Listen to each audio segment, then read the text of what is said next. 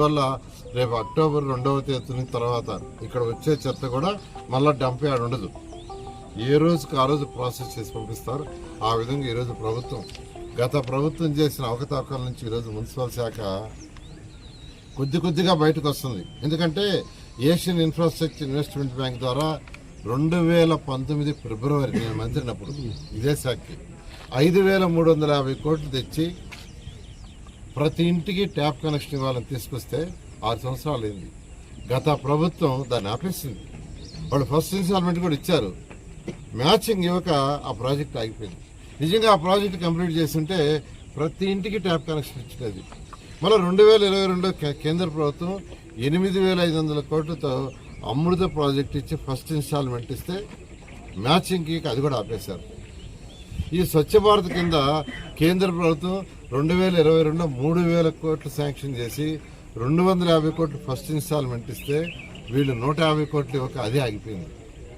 అయితే ఈ ప్రభుత్వం వచ్చిన తర్వాత గత ప్రభుత్వం చేసిన అప్పులు 10 లక్షల కోట్ల పైన అప్పులు ఈరోజు ఈ ప్రభుత్వం కడుతూ అనేక సంక్షేమ పథకాలు ఏదైతే సూపర్ 6లో చేశారో అవన్నీ ఇస్తూ ఈరోజు డెవలప్మెంట్ కూడా కావాలా. ముఖ్యమంత్రి ఒకటే అంటారు, సంక్షేమాలు చేయాలా, డెవలప్మెంట్ చేయాలా.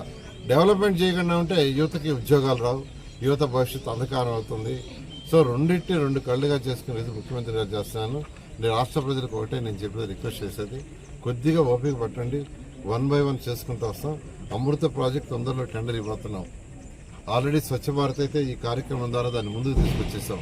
ఏదైతే 3,000 కోట్ల శాంక్షన్ చేశారో ఏషియన్ ఇన్ఫ్రాస్ట్రక్చర్ ఇన్వెస్ట్మెంట్ బ్యాంక్ కూడా మరొక 10 రోజుల్లో టెండర్ వస్తుంది.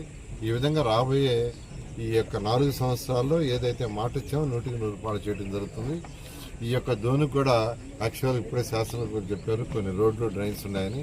వారితో కూర్చొని డిస్కస్ చేసి ఏం చేయాలో చేయడం జరుగుతుంది. సార్ టిట్కో ఇళ్ళ పరిస్థితి, టిట్కో ఇళ్ళు రాష్ట్రంలో ఆ రోజు 7 లక్షల ఇళ్ళు శాంక్షన్ చేశాం. 2014-19లో టెండర్లు ఇచ్చాం. కానీ గత ప్రభుత్వం దాన్ని 2,61,000 కుదించింది.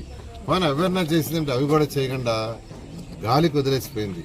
అయితే ఈ ప్రభుత్వం వచ్చిన తర్వాత దాంట్లో అనేక సమస్యలు ఉన్నాయి. ఆ సమస్యలన్నీ ఓవర్కమ్ చేస్తూ రేపు మార్చి 31కి ఈ 2,61,000 కంప్లీట్ చేసేందుకు చేయదలుచుకున్నాం.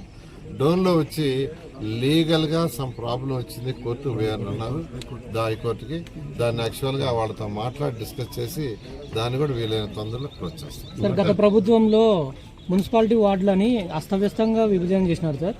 ఇప్పుడు రాబోయే మున్సిపల్ ఎన్నికల్లోపు ఏమైనా దాన్ని సరి చేయగలుగుతారా? ఖచ్చితంగానండి. 123 మున్సిపాలిటీలో వాళ్ళు అదే పని చేశారు. ఎందుకంటే నేను నెల్లూరు కాన్స్టిట్యున్సీ ఎమ్మెల్యేని. నా కాన్స్టిట్యున్సీలు ఈరోజు తీసుకుంటే ఒక వార్డులో 5,000 ఓట్లు ఉన్నాయి, ఒక వార్డులో 12,000 ఓట్లు ఉన్నాయి. అంటే వాళ్ళ ఇష్టం, వాళ్ళకి ఎక్కడ 5,000 ఎక్కడ 12,000 ఎక్కడ ఇలా చేశారు. ఆ అస్తవ్యస్తలన్నీ ఖచ్చితంగా కరెక్ట్ చేస్తాం.